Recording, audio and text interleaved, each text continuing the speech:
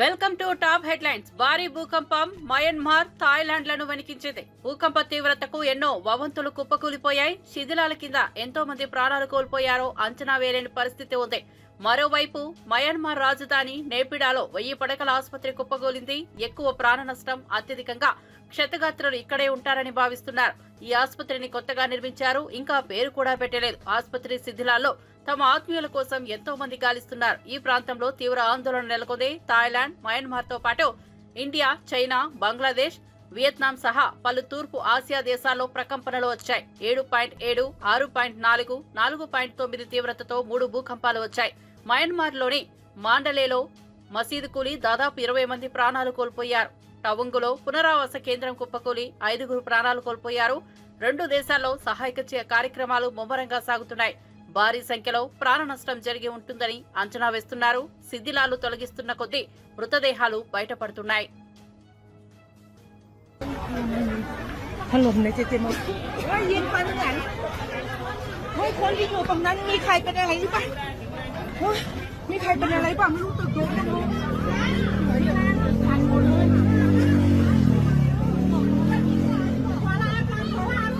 ไปค่ะฝุ่นค่ะรีบวิ่งค่ะ เป็นถล่มสารนะ ไปค่ะพี่วิ่งค่ะมันฝุ่นค่ะ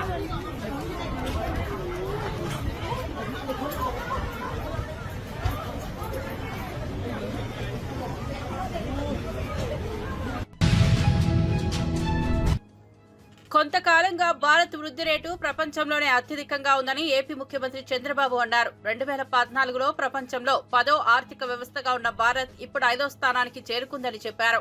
యావత్ ప్రపంచం ఇప్పుడు భారత్ వైపే చూస్తోందని అన్నారు. మద్రాస్ ఐఐటీలో నిర్వహించిన all India research scholars summit 2025 కార్యక్రమానికి చంద్రబాబు ముఖ్య అతిథిగా హాజరయ్యారు. ఈ కార్యక్రమంలో ఆయన ప్రసంగిస్తూ వ్యాఖ్యలు చేశారు. మద్రాస్ ఐఐటీ ఎన్నో విషయాల్లో నెంబర్ 1 గా ఉందని చంద్రబాబు కితాబునిచ్చారు. ఎన్నో రకాల ఆన్లైన్ కోర్సులు కూడా అందిస్తోందని చెప్పారు. ఐఐటి మద్రాస్ స్టార్టప్లలో 80% సక్సెస్ అవుతుందని తెలిపారు. Google, Oracle, everybody is here. When I want to develop IT, I thought how to proceed. Hyderabad nowhere at that time, no IIT also. Afterwards, IIT has come to Hyderabad. At that time, I want to develop IT. Internet revolution has come around 90s, first half of 90s. That is the innovation by Bill Gates. I want to meet him. He was visiting to Delhi. I asked him, I wanted to meet him and explain what is the importance of India. Then he told me, I don't have any work with politicians. I am a businessman, only technology man. I will meet people and then go. Then I insisted for his meeting. Then he agreed to give me 10 minutes time. 3-4 days I prepared very well. At that time nobody, now PowerPoint presentation is outdated now. At that time nobody used to give PowerPoint presentation. Then with PowerPoint presentation I went. He spent with me 45 minutes. He became a big admirer to India. I explained all these things. Then he asked me, what do you want? What can I do? Don't do anything. You recognize India. If possible, you start your Microsoft in Hyderabad. That is the beginning. With that one decision, he started after some time persuasion, everything. Today, Microsoft CEO is from Andhra Pradesh, Telugu origin. That is the change. You can imagine how things will happen if you start moving one step ahead, then 2-3 steps you can gain momentum. Even after that, our Honorable Prime Minister, Narendra Modi. పశ్చిమ గోదావరి జిల్లాలో 990 కోట్లతో పోలవరం ప్రాజెక్టులో diaphragm wall నిర్మాణ పనులు వేగంగా కొనసాగుతున్నాయని మంత్రి నిమ్మల రామానాయుడు తెలిపారు. Project నిర్మాణంలో గతంలో జరిగిన విధ్వంసాలను ఆయన తీవ్రంగా ఎత్తి చూపారు. మధుఖాన్ కాంట్రాక్టును రద్దు చేసిన రాజశేఖర రెడ్డి తొలి విధ్వంసానికి 2019లో రివర్స్ టెండరింగ్ పేరుతో 17 నెలలు ఏజెన్సీ లేకుండా వేశాడు. జగన్ రెండో విధ్వంసానికి ఉదాహరణగా పేర్కొన్నారు. 2014-19లో చంద్రబాబు ఈ ప్రాజెక్టును 72% పూర్తి చేసినప్పటికీ జగన్ హయాంలో 440 కోట్ల విలువైన డయాఫ్రమ్ వాల్ నాశనమైందన్నారు. జగన్ మాటలు వినడం రాక్షసులు యజ్ఞాల గురించి మాట్లాడినట్టేనని ఎద్దేవా చేశారు. 5 సంవత్సరాల్లో మళ్ళీ చంద్రబాబు నాయుడు గారు ఆ పోలవరం ప్రాజెక్టుని పట్టాలెక్కించి 5 సంవత్సరాల్లో 72% పూర్తి చేసి 2020 కల్లా ప్రభుత్వం కనుక కంటిన్యూ అయి ఉంటే ఆ యొక్క పోలవరం పూర్తి చేసి ఆ గోదావరి వరద జలాలు ఆంధ్రప్రదేశ్ రాష్ట్రం అంతా కూడా ప్రవహించి రాష్ట్రం ఒక కరువు రహిత రాష్ట్రంగా మారేటువంటి పరిస్థితి ఉండేది.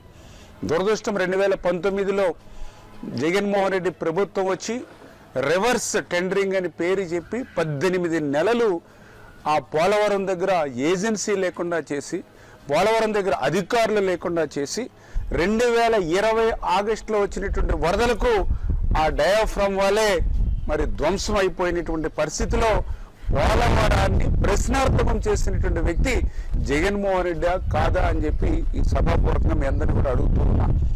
నిన్ననే మాజీ ఇరిగేషన్ శాఖ మంత్రి మాట్లాడుతూ ఉన్నాడు పోలవరం గురించి, చంద్రబాబు నాయుడు గురించి.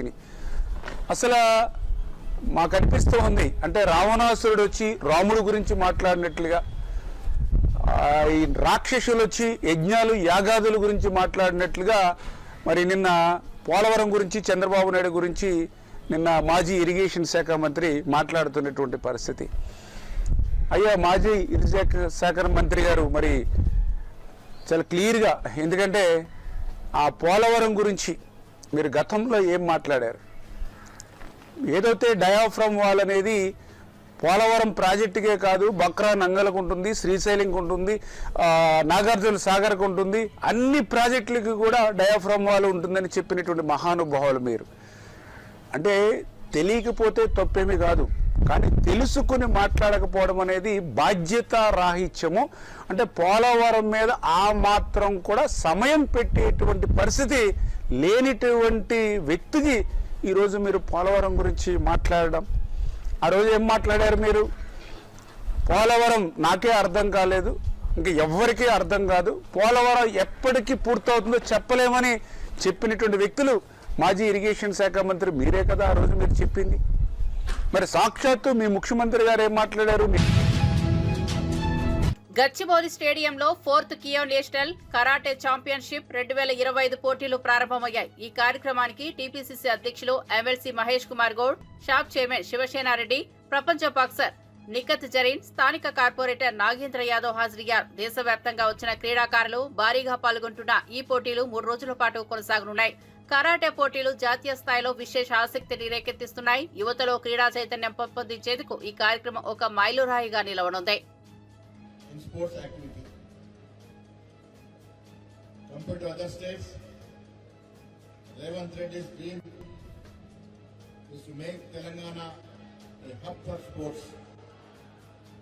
He was kind enough to send us to Olympics. After returning back from Olympics, when we submitted a report to the Honorable Chief Minister, he was so nervous not getting any medals for India.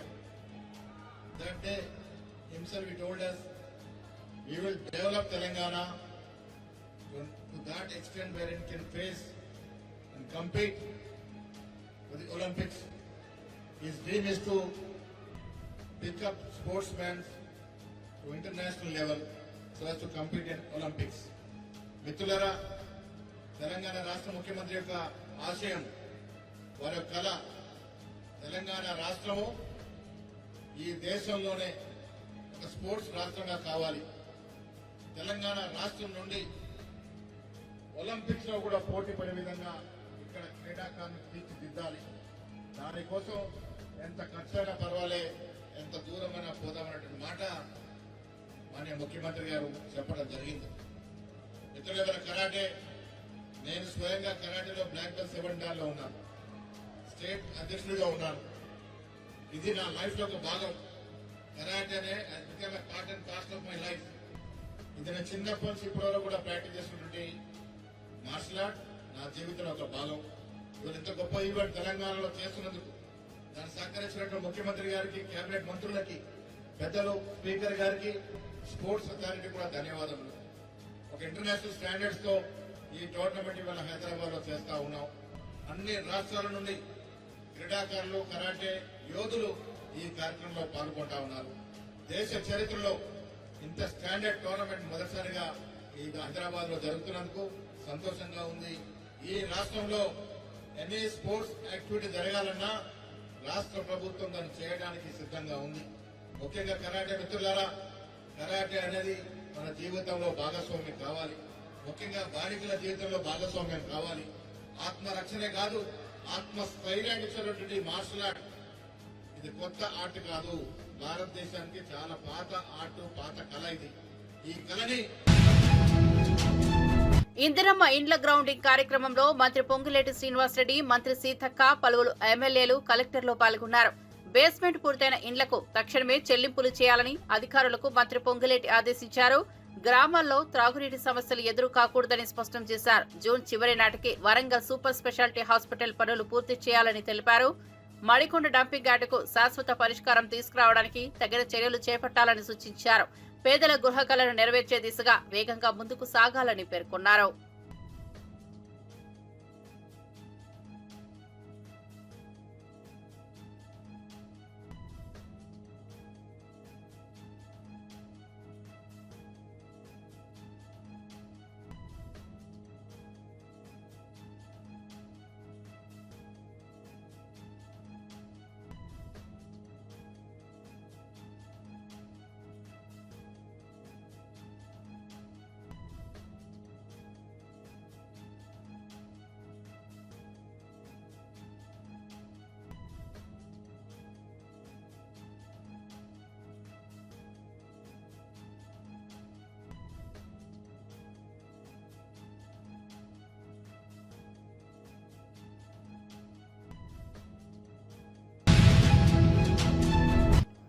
Liquor దందాలు వేసిన కవితకు ఇప్పుడు లెక్కలు సరిగా దొరకడం లేదని బల్మూరి వెంకట్ తీవ్ర వ్యాఖ్యలు చేశారు. కేసీఆర్ ఫామ్ హౌస్ లో విశ్రాంతిగా ఉండిపోయి జీతం తీసుకుంటున్నారని ఎద్దేవా చేశారు. ఇక సీఎం రేవంత్ రెడ్డి మాత్రం 24 గంటలు ప్రజల కోసం కష్టపడి చిత్తశుద్ధితో పనిచేస్తున్నారని కొనియాడారు. ప్రజా సంక్షేమం కోసం ఎవరి నుంచైనా మంచి సలహాలు వస్తే స్వీకరించేందుకు తమ ప్రభుత్వం సిద్ధంగా ఉందని స్పష్టం చేశారు. రేవంత్ పాలన ప్రజల మేలు దృష్టిలోనే కొనసాగుతుందన్నారు. ముఖ్యమంత్రి గారు మాట్లాడిన మాటల పైన తప్పుగా మాట్లాడిరని చెప్పి మీరు మాట్లాడతారు. మీకు ముందుగా నేను ఆ అంశాలపైన మాట్లాడే ముందు మీ తండ్రి గారు, అదేవిధంగా మీ అన్న ఏం మాట్లాడిండు, మీ బావ ఏం మాట్లాడిండు, వారి యొక్క వ్యవహారం ఏ విధంగా ఉండే నేను ఒక్కసారి మీకు వీడియో చూపిస్తా. ఆ వీడియో చూస్తేనన్న పరిస్థితి ఏ రకంగా ఉండే, ఏమైందని చెప్పి మీకు కనీస ఆలోచన ఉంటుంది.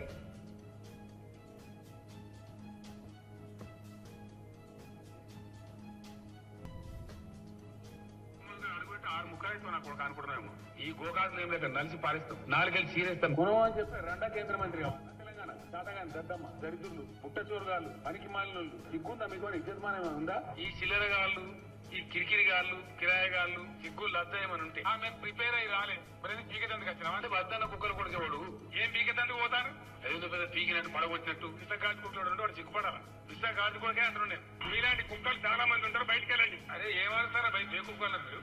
బుద్ధిలేదు సార్, సిగ్గాన్ని ఉండాలి, ఇజ్జతాన్ని ఉండాలి. చరిత్ర కార్డులు ఎక్కడి నుంచి పుట్టారు ఈ తెలంగాణలో? మీ బతుకులు చెడా ఇయో బతుకుల కొడకన్నారా? ఎవరైనా టచ్ చేసి చూడండి, ఒక్కని పండ పెట్టి తొక్కి తేగు తీసి మెడలేసుకొని. ఇది కేసీఆర్ గారు, రేవంత్ రెడ్డి గారు ఇలా మా ముఖ్యమంత్రి గారు మాట్లాడితే కరెక్ట్ గా మాట్లాడలే, అసభ్యకరంగా మాట్లాడిరని చెప్పి మాట్లాడతారు. మరి మీ తండ్రి గారు మాట్లాడిన మాటలు మాట్లాడినప్పుడు మరి ఎక్కడ పోయినావు కవితమ్మా? ఏదైతే సంబంధించి మీ యొక్క అన్న, ఏదైతే మీ అన్న సంబంధించి మీ అన్న మీ బావ కూడా అడ్డగోలుగా వాడకూడని మాటలు, వాడకూడని పదజాలాలు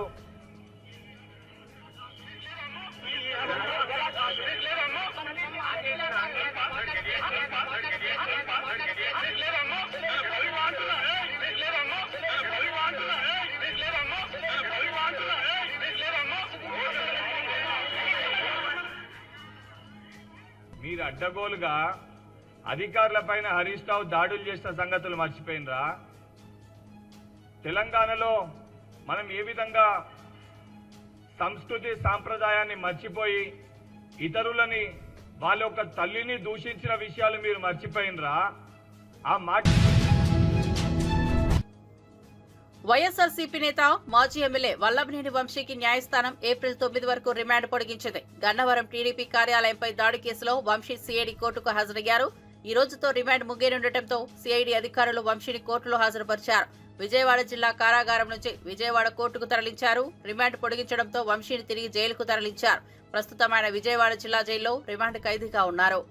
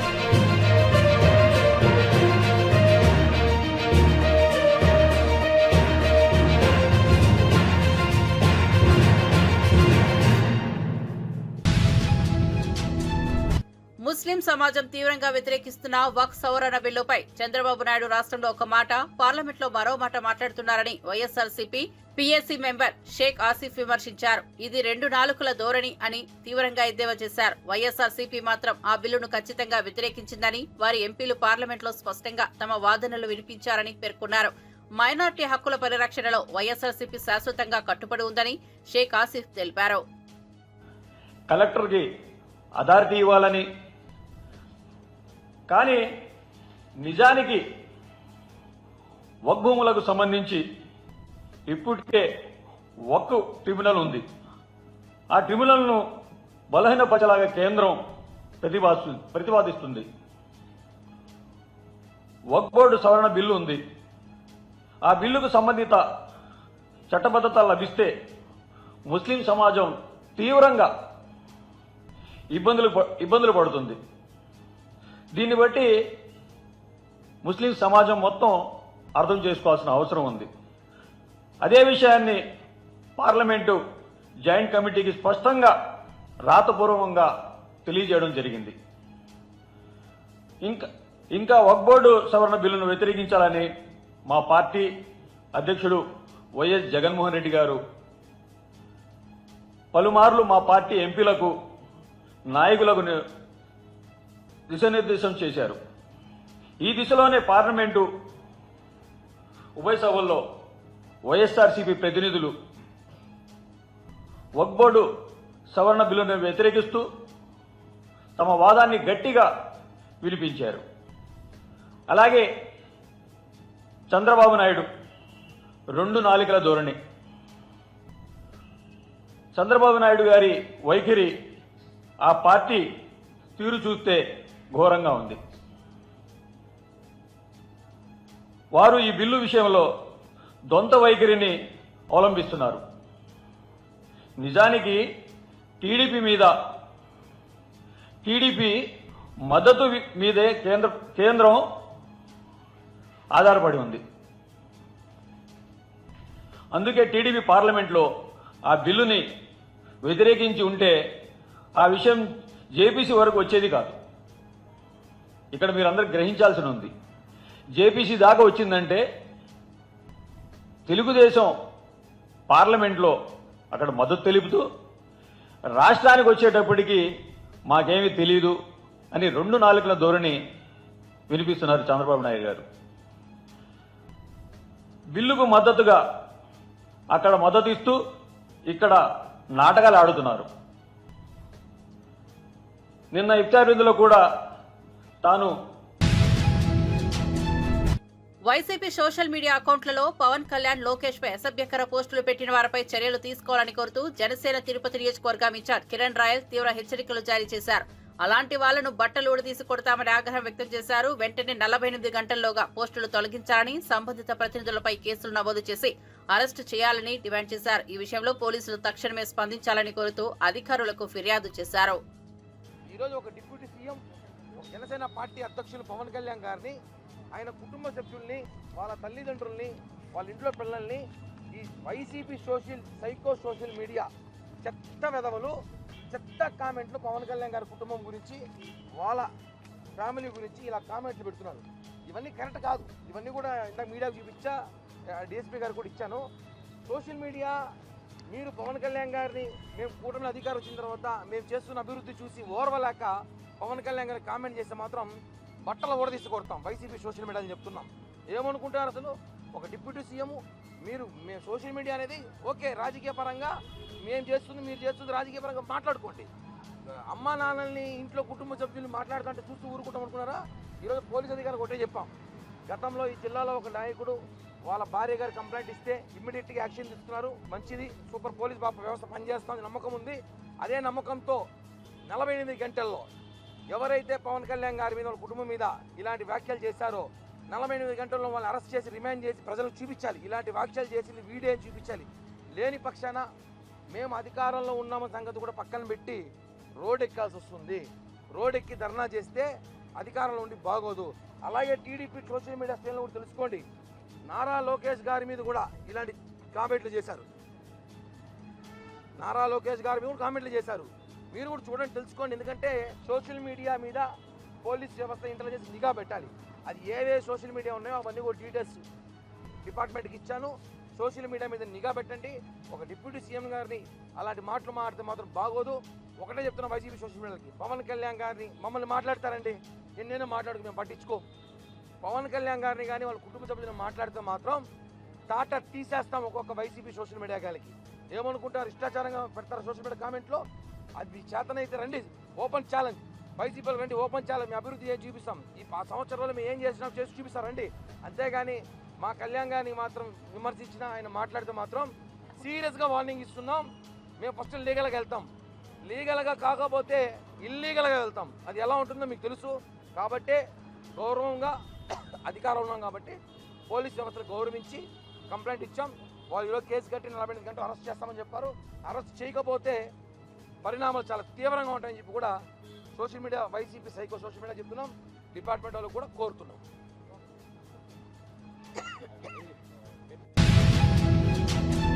ఏపీలో సంచలనం సృష్టిస్తున్న పాస్టర్ ప్రవీణ్ మృతిపై ప్రజాశాంతి పార్టీ అధ్యక్షుడు కేఏ పాల్ హాట్ కామెంట్స్ చేశారు. ప్రవీణ్ మరణం సహజమా లేక కోల్డ్ బ్లడెడ్ మర్డరా అన్న అనుమానాలు ఉత్పన్నమవుతున్నాయని తెలిపారు. ఇప్పటి వరకు పోస్ట్ మార్టం రిపోర్ట్ ఎందుకు విడుదల కాలేదని ప్రశ్నించారు. ఆలస్యమైతే దానికి చంద్రబాబు బాధ్యత వహించాలని డిమాండ్ చేశారు. లోకేష్ సంతాపం కంటే ప్రజలకు నిజాలు కావాలని కేఏ పాల్ స్పష్టం చేశారు. ఈ కేసుపై తాను తయారు చేసిన 7 కీలక ప్రశ్నలకు ప్రభుత్వం వెంటనే సమాధానం చెప్పాలని కోరారు. ఈ ప్రమాద స్థలాన్ని ఒక యాక్సిడెంట్ లాగా మార్పు చేసి ఉంచారా? 8 ఆయన శరీరంపై ఉన్న గాయాలు ఒక స్కిడ్ యాక్సిడెంట్ కు తగినవా లేక మరే ఇతర కారణాలతో ఉన్నాయా? 9 బైక్ రోడ్డు మీద పడకుండా ఆయన శరీరం దాని పక్కనే ఎందుకు పడి ఉంది? శరీరం కిందని, బైక్ పైన. ఈ 10 ప్రశ్నలు. దర్యాప్తుపై అనుమానం. పోలీస్ అధికారులు ఈ కేసులో హత్య అనే కోణాన్ని పూర్తిగా పరిశీలించారు. 11 ఘటనా స్థలంలో ఎలాంటి సాక్ష్యాలు పోయాయి లేదా మార్పు చేయబడ్డాయా? 12 పోస్ట్ మార్టం రిపోర్ట్లో అసలు మరణానికి గల కారణం ఏమిటి? ఎందుకు మీరు వెంటనే రిలీజ్ చేయలేదు? 13 ఆయన శరీరంలో ఏదైనా విష పదార్థం కనుగొనబడిందా? 14 ఆయన చనిపోవడానికి ముందుగా ఎవరైనా ఫోన్ కాల్స్ లేదా మెసేజెస్ పంపించారు కదా, ఎవరికి? ఇంతవరకు దాన్ని మీరు రిలీజ్ చేశారా? సెక్యూర్ చేశారా? 16 చనిపోవడానికి ముందు ఎవరైనా బెదిరింపులు ఇచ్చారు? సాక్ష్యాలు ఉన్నాయి. వారిని మీరు ఎందుకు అరెస్ట్ చేయలేదు? వారిని మీరు ప్రశ్నించారా?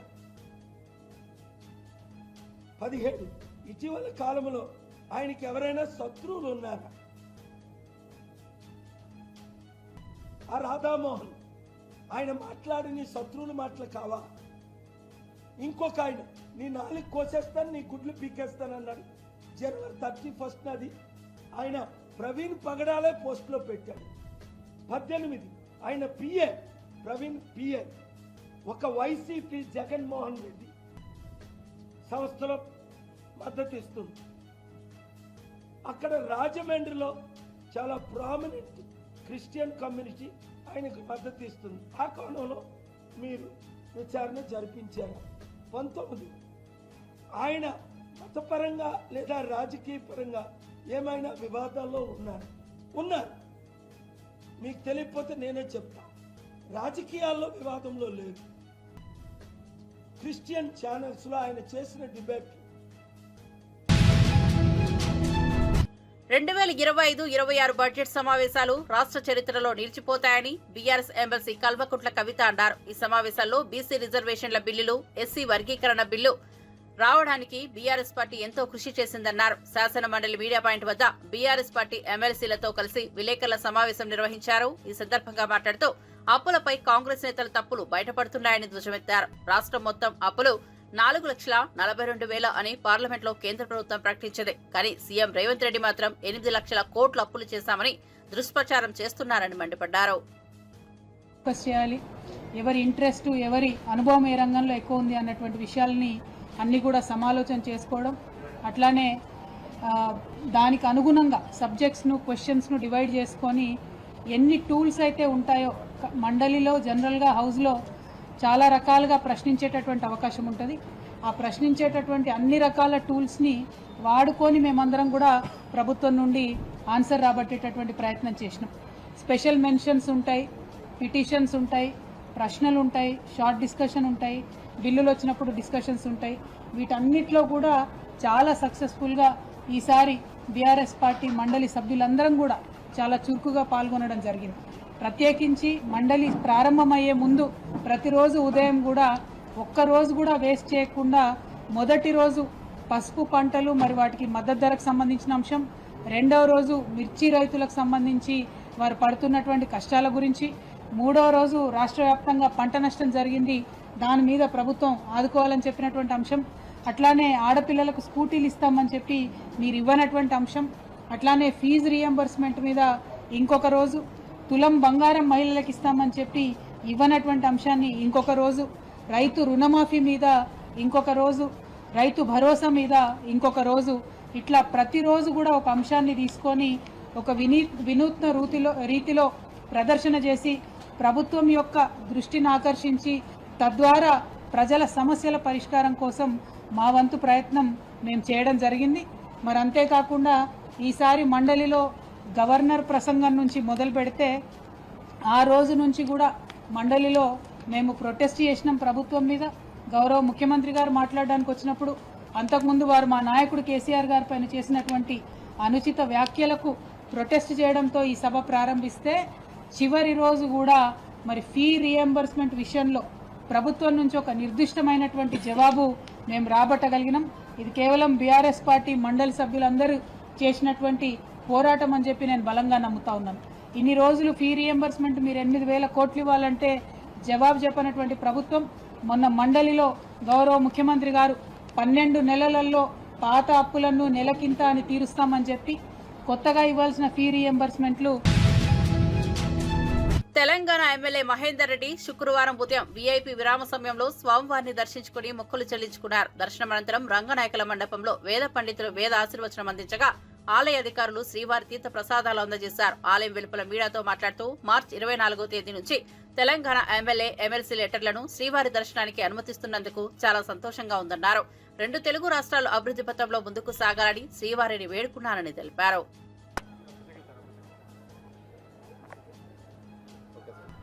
తిరుపతిలో తెలంగాణ వారందరికీ కూడా ఎమ్మెల్యే, ఎమ్మెల్సీ లెటర్స్ మరి 24 నుంచి కూడా తీసుకోవడం చాలా సంతోషం. తెలంగాణ ప్రజలందరూ కూడా ఏదైతే ఎమ్మెల్యేలంతా కూడా లెటర్ ఎవరైతే ప్రజలకు భక్తులకు ఇస్తారో వాటిని అంతా కూడా స్వీకరించి మంచి దర్శనం చేస్తున్నారు. చాలా సంతోషం. 2 తెలుగు రాష్ట్రాలు కూడా అభివృద్ధిలో ముందుకు పోవాలి. దేవుని దయతోటి అందరం కూడా తిరుమల శ్రీవారిని సినీ నటుడు నితిన్ దర్శించుకున్నారు. శుక్రవారం వీఐపీ ప్రారంభ విరామ దర్శన సమయంలో శ్రీకాళహస్తి ఎమ్మెల్యే సుధీర్ రెడ్డితో కలిసి ఆయన స్వామివారి సేవలో పాల్గొన్నారు. టీటీడీ అధికారులు వీరికి స్వాగతం పలికి దర్శన ఏర్పాట్లు చేశారు. దర్శనం అనంతరం రంగనాయకుల మండపంలో నితిన్ కు పండితులు ఆశీర్వచనం చేసి స్వామివారి తీర్థ ప్రసాదాలను అందజేశారు.